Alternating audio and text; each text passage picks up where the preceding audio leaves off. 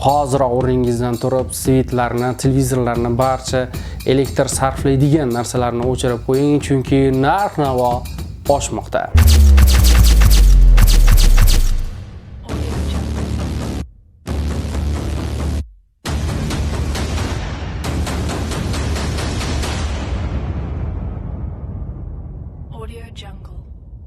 Assalomu alaykum, sizlar bilan men Elyor Eshto'xtarov, sizlar esa Elyor Studio YouTube kanalidasiz. Bu video siz uchun qiziq bo'ladi, shunday ekan yaqinroq joylashib o'tirib oling, men esa boshladim. O'zbekiston Respublikasida elektr energiya narxining oshishi haqida gaplashamiz, ya'ni narx ko'tarildi. 1-apreldan biz kutgandik, 1-apreldan ko'tarilishini, chunki hamma joyda 1-apreldan ko'tariladi degan xabar bor edi. Va bu narsa bizga imtiyoz sifatida bir oy qo'shilib 1-maydan elektr energiya narxi 450 so'm emas 600 so'mdan hisoblanadi. Va yana e'tibor qiling, 200 kilovatdan 500 kilovatgacha o'sha oldingi tarif bo'yicha 200 kilovatdan 1000 kilovatgacha 900 so'm edi. Hozir esa 200 kilovatdan 500 kilovatgacha o'zgarib va bu 800 so'mni, ya'ni 200 dan oshgani 500 gacha, 800 so'm 500 dan oshgani yana qimmatroq narxda hisoblanar ekan. Bu yerda yangilikni o'zidek qilib o'qib bersam sizlarga juda ham zerikarli bo'ladi. Shuning uchun qisqacha tushunarliroq joylarni o'qib beraman. Va o'zgarishlarni bildingiz. E'tibor qiling. Oldin 200 dan 1000 gacha bo'lgani 900 so'm edi. Hozir esa 200 dan 500 gacha, bu 800 so'm qilib o'zgartirilgan. Va 0 dan 200 gacha 450 so'm edi, hozir esa 200 kilovat soatgacha 600 so'mga o'zgardi. Endi e'tibor qiling, eng kulgili joyiga to'g'ri keldim. Bu yerda misol ko'rsatgan ekan, ya'ni oldingi narx-navo bilan hozirgi bizdagi imtiyoz sifatida va prezident qarori bilan bizdagi bir yangilik, yaxshilik qilgan maqsadda bo'la o'zgartirish kiritgan, o'zgartirishni aytdim. E'tibor qiling, shu ham yaxshilab kerak-kerak qilib ko'ringchi. 200 kilovatdan 1000 kilovatgacha 900 so'm edi. Va hozir esa 200 kilovatdan 500 gacha, 500 kilovat soatgacha 800 so'm. 900 so'm, 800 so'm farqi bo'lyapti, lekin 500 kilovat ham farq bor bu yerda. Bu narsa ham bizga plyusmi yoki boshqachami? Kommentariyga yozing. Va endi misolni, men kulib bo'lgan misolni sizlarga o'qib beraman. Keling bir misolni ko'rib chiqaylik. Ularni to'liq maqolasini buzmasdan o'qib beraman. Bir oila oyiga 500 kilovat soat iste'mol qiladi. O'zgartirishlar kiritilganga qadar, o'zgarmasdan oldin dastlabki 200 kilovat soat uchun bazaviy tarif bo'yicha 90 ming so'm, ya'ni 200 kilovat 450 so'mdan hisoblaganda 90 ming so'm ishlatilgan. Keyingi 300 kilovat soat uchun esa 900 so'mdan 270 ming so'm bo'lgan va bularning yig'indisi jami 360 ming so'm bo'lgan bir oyga 500 kilovat ishlatgan oilaga. Va endi bizlarga qulayliklar keltirilgandan keyin o'sha 1-maydan boshlab yana misol, yangi tarif kuchga kirgandan so'ng hisob-kitoblar quyidagicha bo'ladi. E'tibor qiling. Yangi bazaviy tarif bo'yicha dastlabki 200 kilovat soat uchun 120 ming so'm.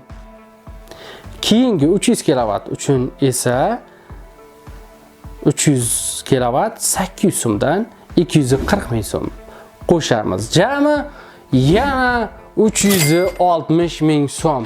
Shunday ekan bizga kiritilgan qulaylik, bizga yana nima deb yozilgan edi bu yerda, hozir o'qib beraman. Bizga prezident qarori bilan qulayliklar prezident topshirig'iga muvofiq ishlab chiqilgan Vazirlar Mahkamasining qarori 2024-2025 yillar uchun ushbu resurslar iste'molchilarni qo'llab-quvvatlash maqsadida qilingan yangiliklar aynan mana shu rezultatni berar ekan, ya'ni oldin ham 360 ming bo'lgan, hozir ham 360 mingligicha saqlanib qolmoqda. Va bu yerda kommentariyaga yozib keting o'z fikringizni va bizni ko'rib turgan barcha elektr energiya vazirligiga bir murojaatim shunchaki bu narsani yana bir marta o'ylab ko'ringlar iltimos. Chunki bu yerda juda katta xatolik bor. Har bir narsada o'rtacha ya'ni O'zbekiston Respublikasida ishlab yurgan fuqaroning o'rtacha oylik daromadidan kelib chiqib kara-kara bo'lish kerak edi. Har bir narsani, har bir soliqni ham, shtraflarni ham, ya'ni o'sha jarimalarni yoki bo'lmasa mana shu suv, gaz, mana shu narsalarni ham o'rtacha oylikdan hisob-kitob qilib olinish kerak edi. Va O'zbekiston Respublikasida boy odamlardan ko'ra o'rta hol aholilar soni juda ham ko'p. Va aynan ularga bu juda ham og'ir. Ya'ni og'ir deganim o'zi masalan hozir o'rtacha oylik 3 million bo'lsa, masalan 3 million oylikni hisob-kitob qilib ko'ravering. 360 ming siz aytgandek svitka va undan tashqari gaz, balkim u ham mayli 360 ming deb hisoblaylik.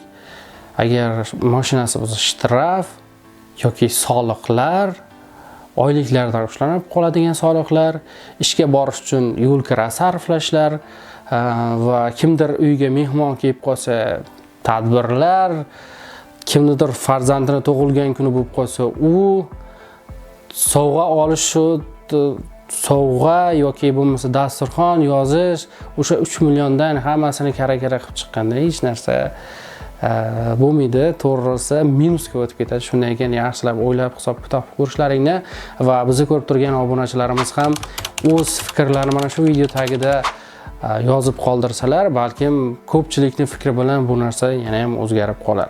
Va yana eng ahamiyatlisi, bu narx o'sishda davom etishini yozib qoldirilgan, ya'ni har yili 1-maydan boshlab elektr energiyasi va gaz narxi ko'tariladi. Ya'ni qanchaga?